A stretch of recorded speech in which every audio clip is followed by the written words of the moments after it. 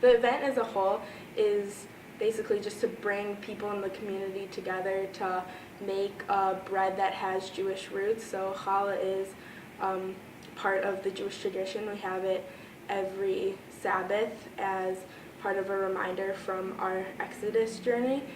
Different communities, like in different cities, challah seems to be like the one like Jewish food or Jewish item that non-Jews actually know about, because they might have a friend who they came over for dinner or lunch one day and they had challah sitting on the counter, so they're like, oh, what's this? And they're trying it, and they sell them in grocery stores and bakeries. So it just seems, since it's a food, it's more widely out there, or like the knowledge of it is more known.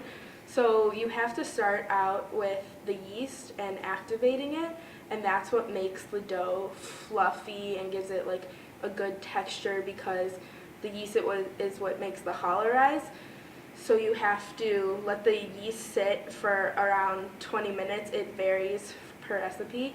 And then after you have the yeast, you can really just mix in all the other ingredients for it. And it's like a really basic recipe. There's only about 5 ingredients with it. It's really the like different toppings that you put in it, or like how it's braided is what makes it special. You take 3 strands and you'll flatten out each strand, and you'll put like a line of cinnamon sugar in the middle and like fold it up in the middle, and then you'll braid it together.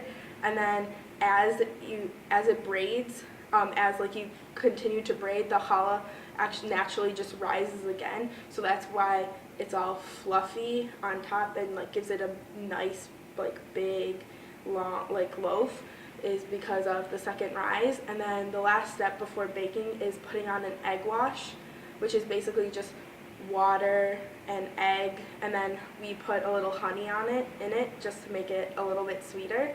And that is the reason we put it on top of the bread, is because that is what gives it the golden brown shine to the bread.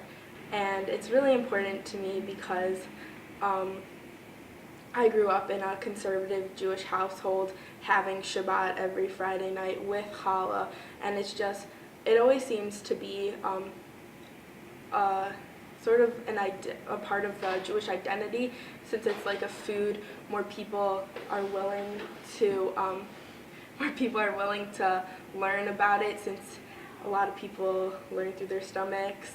So it's really just an opportunity for me to teach like other Jews and other people in the BU community about challah and the tradition.